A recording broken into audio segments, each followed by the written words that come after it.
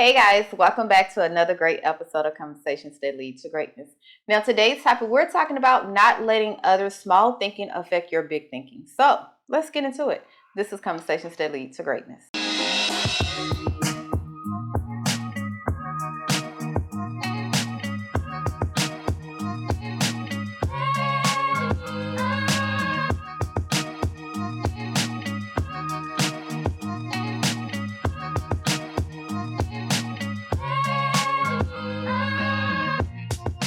My name is Akeisha Smith. And I'm Lester Smith. And welcome back to our marriage podcast where we educate, motivate, and inspire you to break free of your limiting mindsets in marriage, faith, and finance that hinders your ability to create the life you desire, okay? Now, today we're talking about the way we think, our limited thinking and our abundant thinking and our thinking big, right? Yeah. All that good stuff.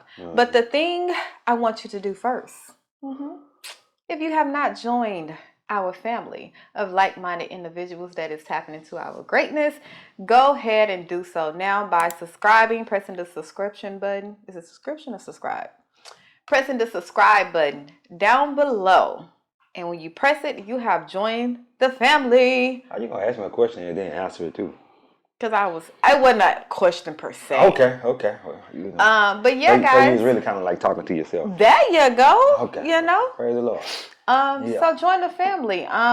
We're committed to this thing. We want, as we tap into our greatness, we want to share everything we learned and help you tap into your greatness. Yeah. Right? So we're talking about don't let small thinking people affect your big thinking. If that makes sense. I wrote it down. I like, don't let small-minded people affect your big mind. I like that. You know, because, oh man. Or I wrote down. This could be a very long episode. You cut me off. This could be. It's not gonna be no very long episode. I said it could be. It could be. It's not gonna be a long episode, but it could be. It could be because I can go on for days on this topic. He's so extra. Yeah. No, seriously.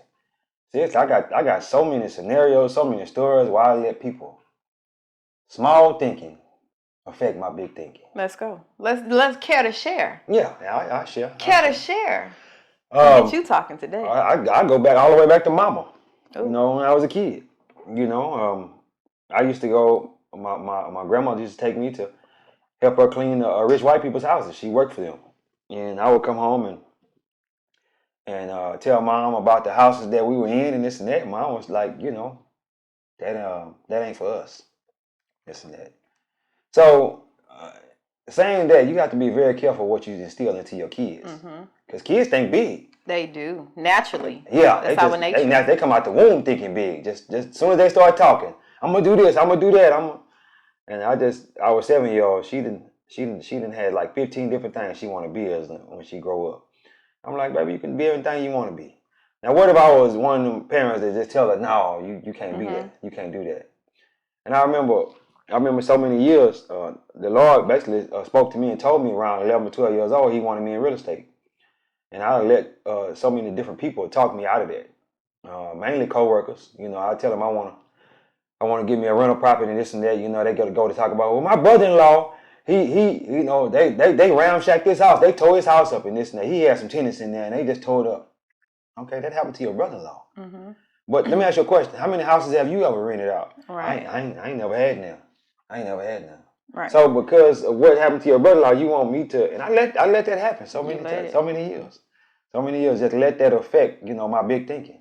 And I just go back into my little hole, your little cocoon, my little cave, you know, whatever, and let them affect me. What you got to say about that? Yeah, even in that, because a lot of times people don't do it purposely. Yeah. Like they're just so used to their own environment, their own thinking, and no one is thinking different than them. It's like they're surrounded by yes men. So no one is thinking different, right? So what they're saying, they think it's good, it's okay, and that it's what they're thinking, it goes for everybody, right? This is the set, and like this is the standard for everybody who tries something, right? Exactly. So when you come across a person that have a limited mindset, the best thing you can do is to shut your mouth. You know, is to not share, it's to not confide in those type of people, is to not tell them about your goals, your dreams, your aspirations, because at the end of the day, in order for you to think big, you have to have discipline. You have to have like a a vision, a dream, goals. Like you have to actually see yourself in that in order to accomplish the things you thinking big about, right? Because we are flesh, right? When we think big, it's like when we start thinking something the impossible, right? Our flesh tells us, who are you? You can't do that. Look at this. You know what I'm saying? It's natural. And it's not even the outside. It's within us, right? So if within us having a hard time accepting our thinking big and our dreams, what you think the outside, the limited mindset person is going to have a hard time doing? So, yeah, you got to be very careful. First of all, a lot of times we be hanging out with the wrong people. But do we know that? We don't. Okay. We need to hang around people that's doing better than us. Doing better than us and all of that stuff. If you always hanging around people that's not doing as good as you doing, you are the top person everywhere you go. You doing the best. You making the most money. You whatever. All of the top things that we do in life. If you're the top and everywhere you go, then you need to find a new circle of friends. You need to find a new circle of friends because as you get to telling those particular friends or those particular people that you're hanging around, what you gonna do? They're gonna say, "No, you can't do that." Yeah. All right. You got you. That I understand it to some point, but most people that is in those instances or in that case, they do that because of their ego and pride. It's because now I'm top. Now I'm better than somebody. So to get around somebody that's doing better than me, that's more educated than me, that have more money than me, it's going to threaten my manhood. It's going to threaten my womanhood. You know, it's going to be a threat to me. So I'd rather stay in my little small circle and I have control over that versus branching out and being childlike, right? So I think people that think like that or who have that mindset, they thinking what they think is big is ordinary to another person. You see what I'm saying? So I would say get around some people that's going to challenge you. You know, you don't have to necessarily be in a group of people that's doing better than you, but a person that understands that, man, I want the best for you. Is this what you want to do? No matter what I feel that I can do, but I'm going to push you. I'm going to believe in you. I'm going to motivate you. At least one or two of them people. In your circle. At least one or two. Right. For sure, one. Two will be even better. Yeah, because I know some of the. I would say, maybe one. What? I think I was always different. I would say because I have friends that I would consider myself doing better as me personally, right? Because I'm comparing myself to them in certain things, right? And they might feel that they're doing better than me in certain the way we compare ourselves. But the key thing is how, when I come to you and when you come to me and confide in me about your goals, your dreams, and your accountability, how do I respond to that? You see what I'm saying? So it's not necessarily getting around people that has more than you, but people that's willing to push you, willing to hold you accountable, willing to help you see like bigger picture, the bigger picture in things, right? Yeah. So yeah. And a lot of times that's gonna be the person that's doing better than you and that has more than you. Let me say this too: you was always that friend that uplifted your friend, the friends around you, right? Yeah. I'm asking you a question. Yeah. Oh yeah. Okay. I thought you then. No, I was asking you a question. Okay. I want the people to hear it when I'm asking you that. Yes. You was always that friend that uplifted the people that was around you, correct? Yes. Let me tell you how the law of attraction works. Listen to this. So you was always that friend that uplifted the people. Now you have somebody that's uplifting you. Because you was that friend. You have to be that friend first before you can attract that friend. That's true. You like that? That's true. Yeah. But now that you're going this route, this is what I had to learn was a lot of times we want to attract someone for our own benefit without us giving the same benefit to them. Yeah. So even with my friend now, like we benefit each other, and we're on different levels, right? Yeah. You can still pour into someone that is on a different level than you, that's higher than you, that's, you know what I'm saying, that's where that is obtaining the things you're trying to get, right? You can still pour into them because everybody needs somebody. So it doesn't matter. You need to reciprocate what you're trying to get back. Exactly. You got to reciprocate that. So if I'm thinking big, I need everybody in my circle, everybody I'm surrounded with, everyone that got my ear to think big. No, that's not going to happen. What? That's not going to happen. No, that is going to happen because that's what happened. And I need them to think even bigger than me to expand my mind. Well, you about to cut some people off then. I did. Okay, all right then. Well. And it's not a cut off. Wait, let me stop. Don't do that. Don't do that. It's not a cut off. What I mean when I said that, this is what I mean. Everybody's not going to push you. and if you want everybody to push you, or you want people to be around you that's going to uplift you and this and that, the people that you probably grew up around, this and that, you probably going to cut them off. Yeah. Yeah, in order to get those new people around you that you want around you. Yes. You see what I'm saying? Yes, yes. So, yes. you got to cut some people off. You know, and a lot of people, they don't want to cut people off. Please. Yeah. Listen, it's called growth. A lot of people don't want, well, you know, we talking to the people, though. We trying to help the people to heal. Okay. If you want to be a big thinker, let's say you're not a big thinker, you want to be a big thinker, you start thinking big, you got to be careful. The people like Steve Harvey always said, Steve always liked this line. Be careful telling your big dreams to small-minded people. Yeah, be careful. Be very careful. And those friends that think it's small and whatnot, you got to get away from them. And they're gonna say, well, you acting funny and all this, and they just more likely they're gonna cut themselves off. Yeah. What you got? And even in that, when we're talking about I like to say redefining your circle, or the people that has the most influence in your life, you have to look at, when you say thinking big, you don't want someone that's on the same level as you all the time, like always. You want someone you want levels. Someone that is think way bigger than you, think the impossible, right? Yeah. Because you're just starting to think big. You're just starting to believe in yourself. And the more you think big and the more you accomplish those goals, the bigger your mind is going to expand. One thing I had to learn was I had to know who I was. Yeah. I had to know that what is my strengths and my weaknesses, and I had to focus more on my strengths, right? Yeah. To redefine me and see, what do I want in life? How can I use who I am to think big and to obtain the things that I want, right? Yeah. So even when I find out who I am and I come into my new circle of friends, it's not a threat to me. Yeah. It's more of inspiration. Like, it inspired me. When they say, man, I'm believing for a jet, a party in the skies. Yeah. I'm like, what? Me too. You know what I'm saying? Who would have thought of that? Yeah. But it's not a threat because I'm confident in who I am. So I'm able to think big. I'm able to accept the things that they're thinking as well without being jealous or without feeling insecure or some kind of way. So I don't know where that came up. Yeah, I like that. I like that, because, when you got people to talk about it, I want to do because I've heard of party buses. You get on the party bus and you might start at a certain location. Everybody park their car at their location. You ride around the city, y'all party, and then you come back to that location. Everybody had a drink on the bus, and y'all party and this and that. But to do that in the sky, to do that in the sky, that's a different level of thinking right there.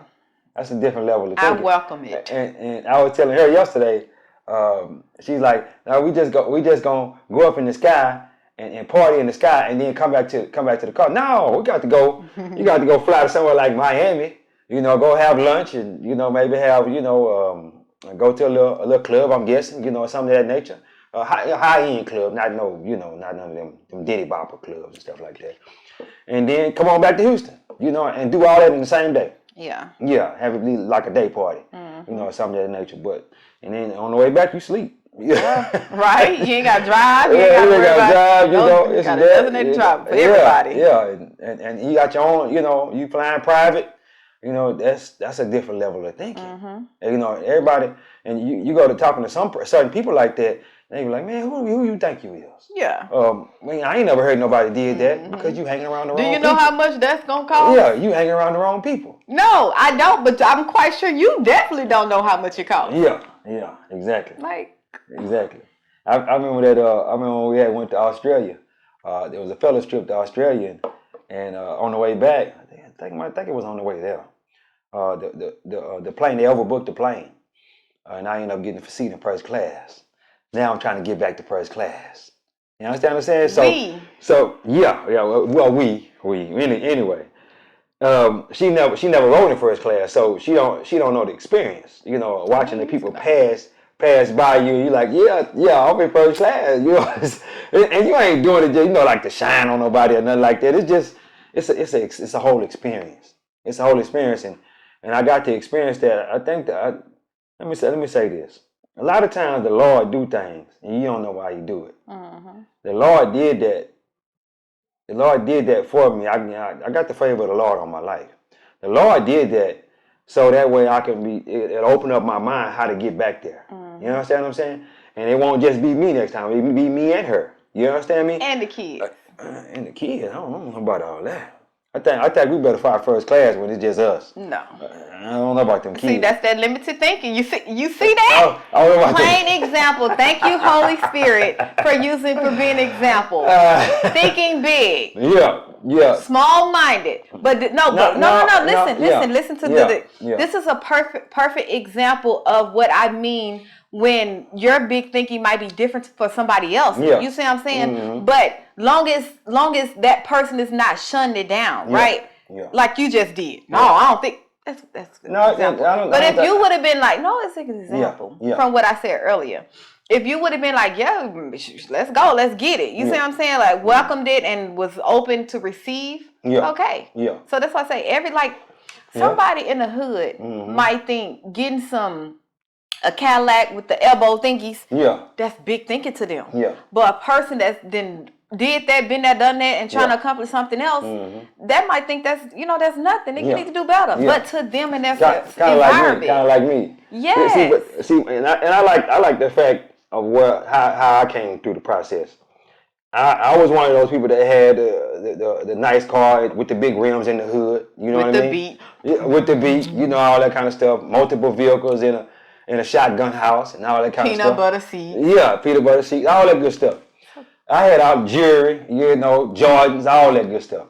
But then as I started elevating and started hanging around different people, you understand me? Lamborghini is in the garage. Cadillac Escalade in the garage. Just hanging around different people. Now I be looking at them guys with the elbows and I'm like, man.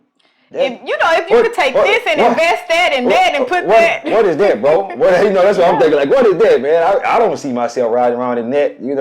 I was telling a friend of mine, Greg, he a real estate developer, and he wants a Lamborghini. He say, man, I want a Lamborghini, bro. I'm like, okay. He said, but I also want the car with the swingers. I say, once you get the Lamborghini, you don't want the car with the swingers no more. Mm-mm. I can promise you that. Two different people. Because you're gonna be like, man, this look foolish. Why would I do that? And the people that he's hanging around now, the different people that he's hanging around and being around on a daily basis, I'm talking about other developers and stuff like that.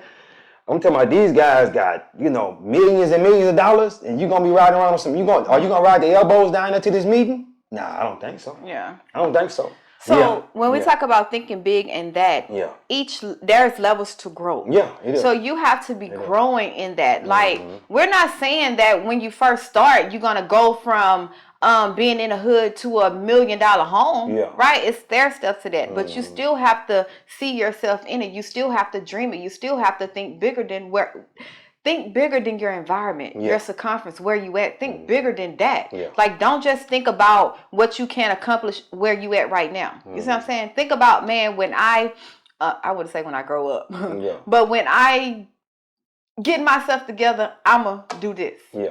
When I finish this course, finish this degree, get this job, I'ma do this. Like, that's that big thinking. Yeah, a lot of people try to jump from making $50,000 a year all the way to $1 million a year. Yeah.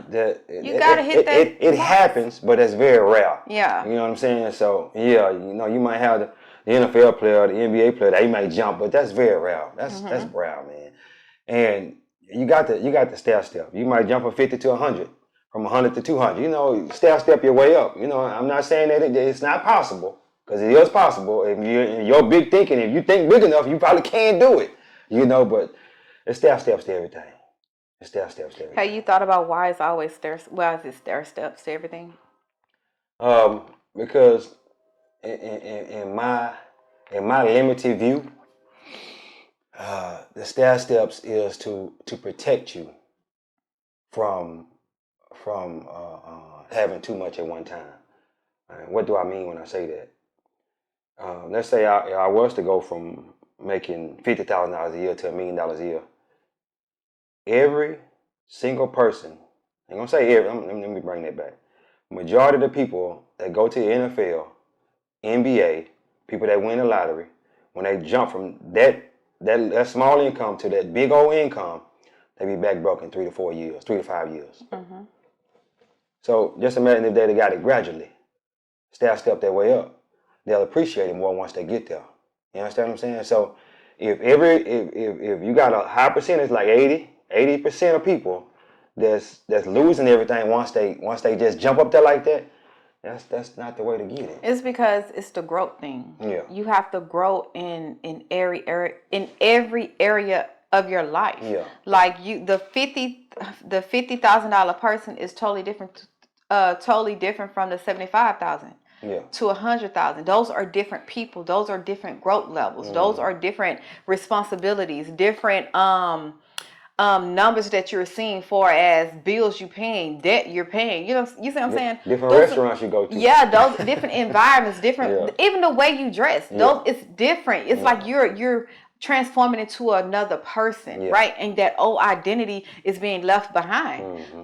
So I think that's what people have to understand, that when we talking about thinking big and actually obtaining the things that we're thinking big about and getting our desires, you can't rush the process. You got to trust it. Yeah. Because it's actually better for you, and it is good for you because it's taking you through each process. So when you do finally get that big thing that you're thinking about, you can keep it, you can hold it, you can obtain it, and then you can grow from that. Yeah. You see what I'm saying? Versus have to keep getting knocked back down, learning the lesson, then go back up, keep getting knocked back down. And before you realize, you still at this $100,000 lesson. Yeah.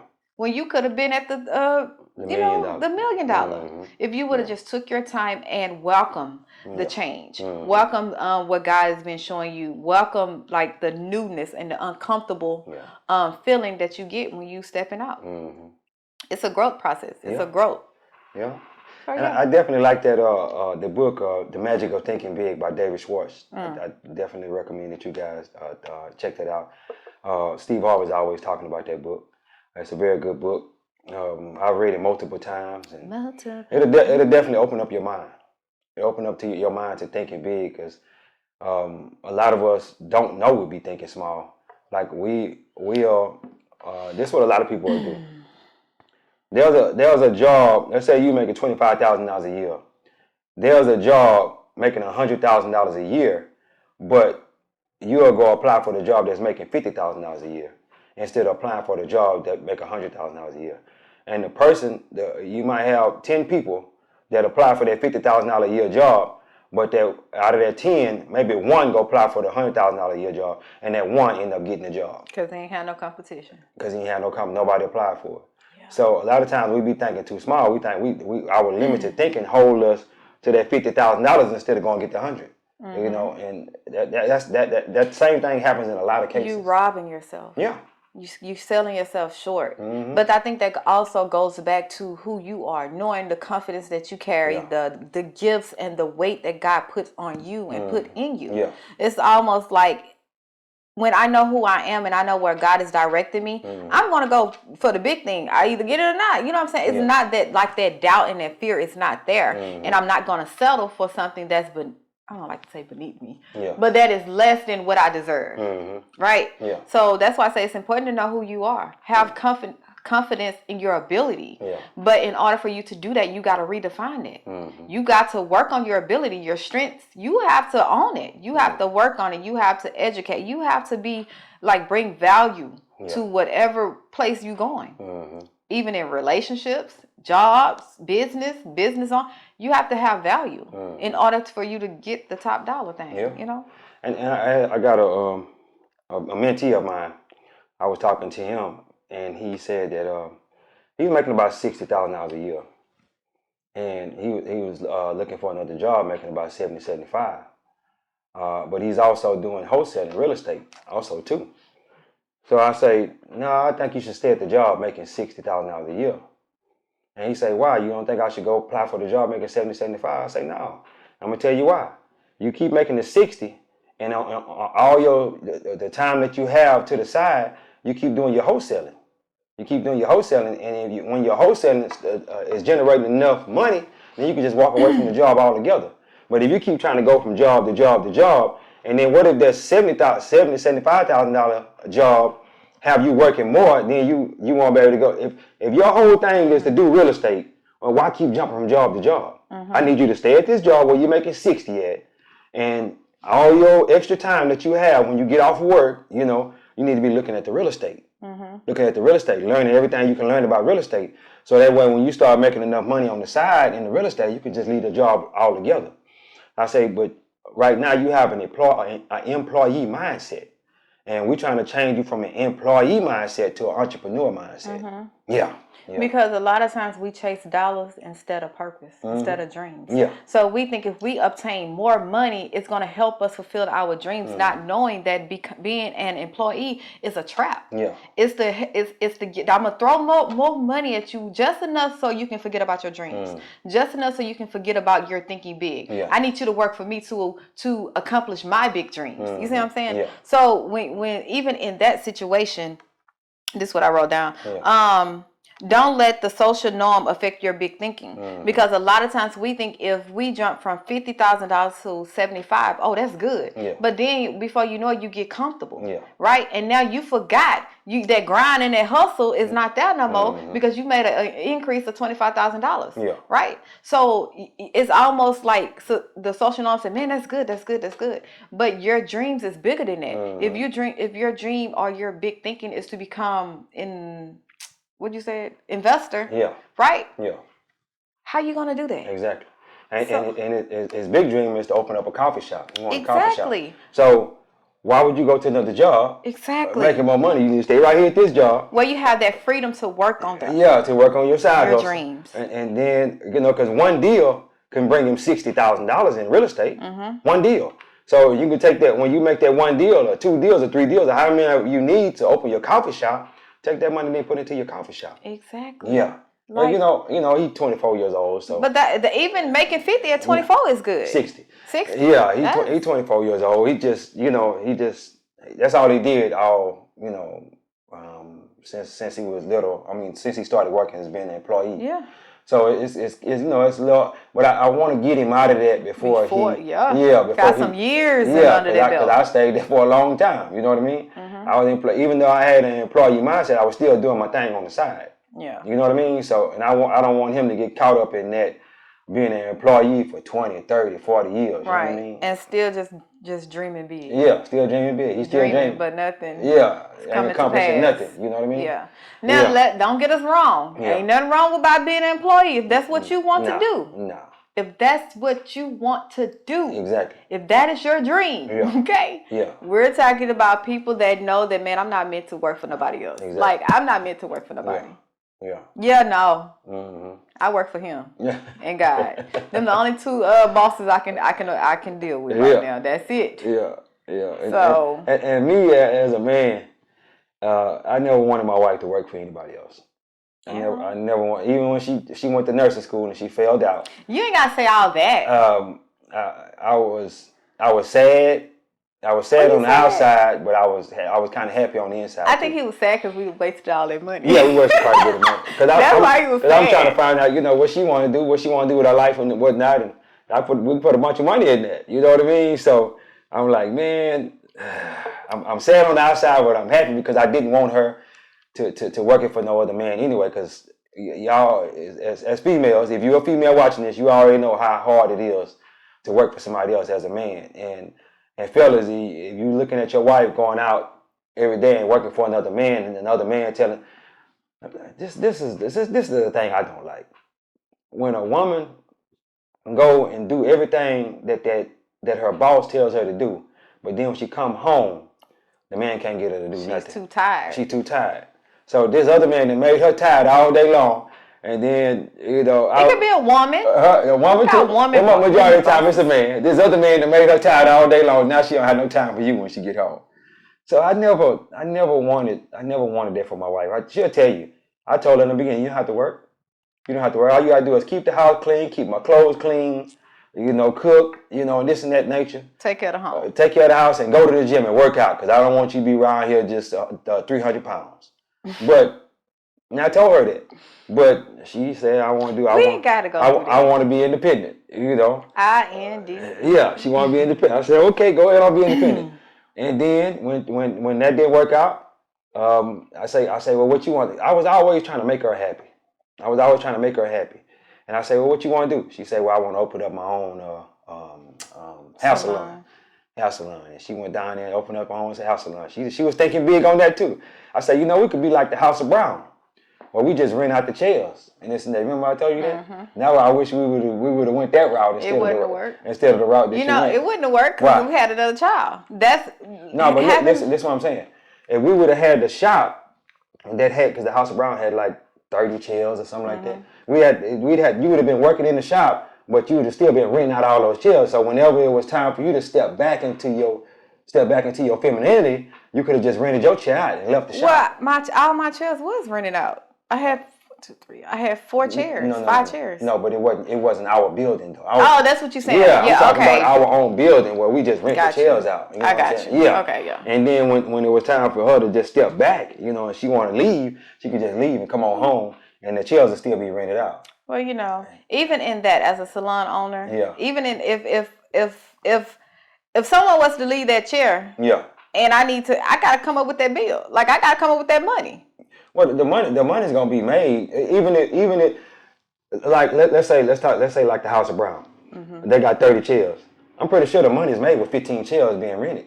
You know what I mean? If you got anything over 15 chairs being rented, that's positive equity. Something of that nature. But with it being your own building, all you doing is paying the mortgage. Really, to be honest with you. No, you got lights, you got overhead, they paying that.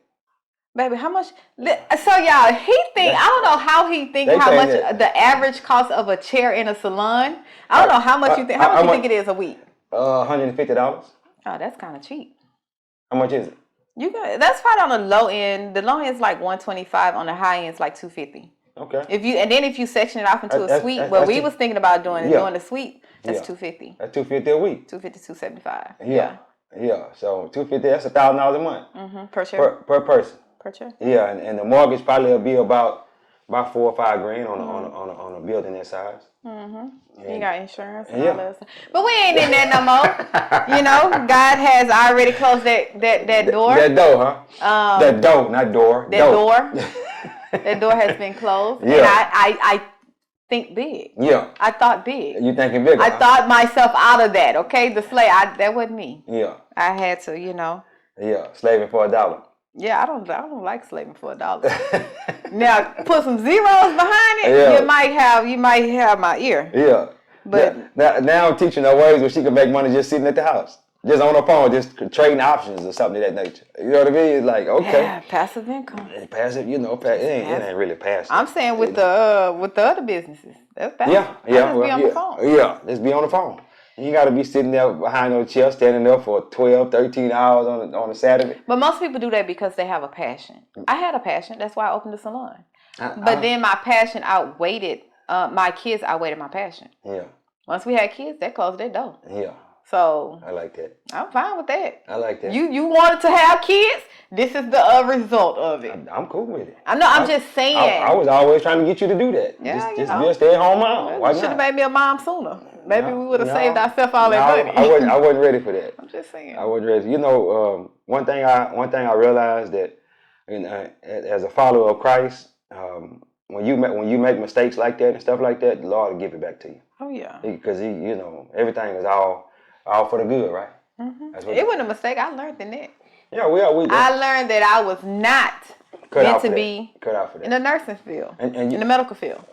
You going back to something else now? Oh. Yeah, we were talking about the salon. Now you found out that you wasn't meant to be in the nursing field when you got to see that blood and had to wipe up people's booties and stuff like that. I thought CNAs do that part. Like when I was doing clinicals, I thought the CNAs do that. Yeah. Like even though I'm a nursing student, I think you're supposed to do that. That lady told my teacher, she sent me home. I'm like, I'm not finna do that. Yeah. Like no, and my clinicals was in the senior living. Yeah. No, can't do it. And it was a man wee. Oh my God. Yeah. Oh no, flashbacks. Change the. Yeah. White man?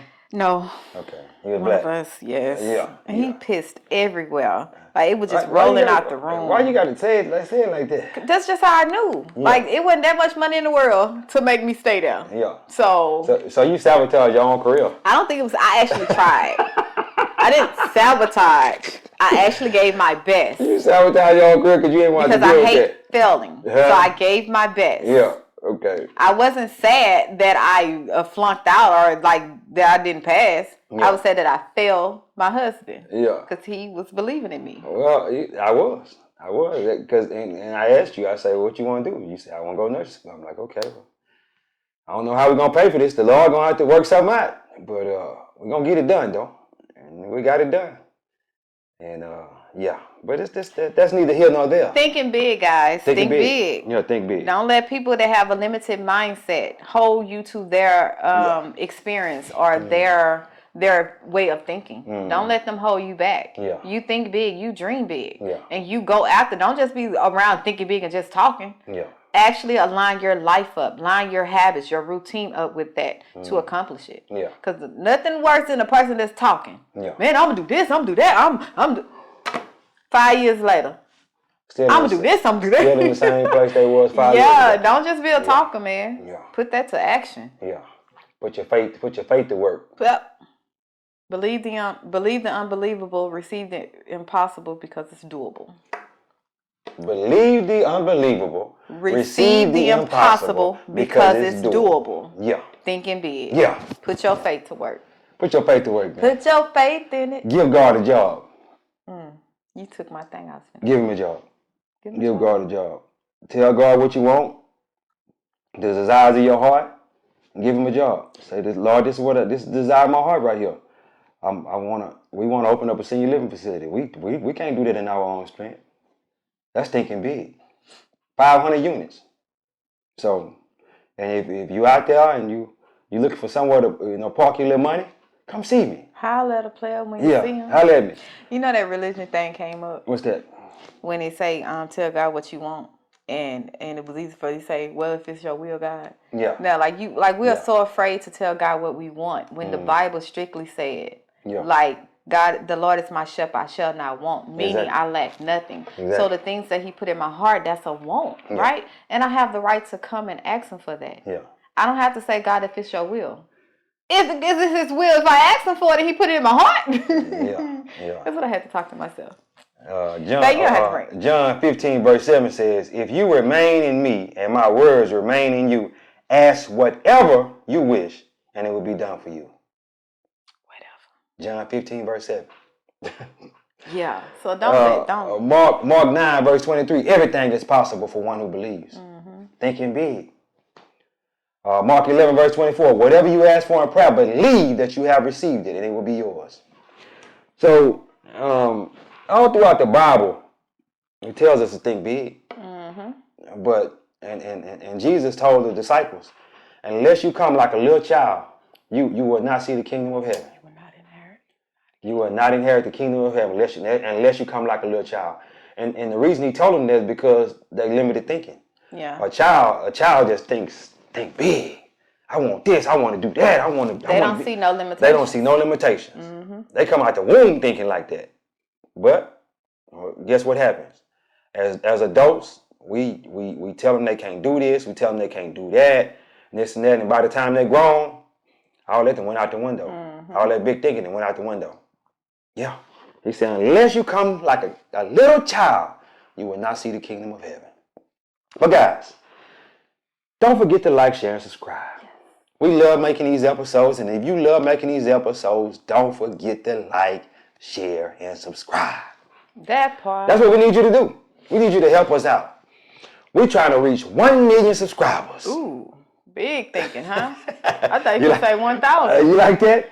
1 million subscribers. Ooh, I want to jump all the way past the 1,000. Let's think big. Let's think go. big. You know what I'm saying? 1 million subscribers. Why not? Why not? You got other people with platforms with their foolishness going on, and they got big subscribers. Why we can't have? Why the body of Christ can't have a big following? Don't say that, because I can give you that. Yeah. Go ahead. That's just a question. Just a question. I just want you to think about that. But guys, God is good. Life is good. When we look good, we feel good. We live in a life of abundance.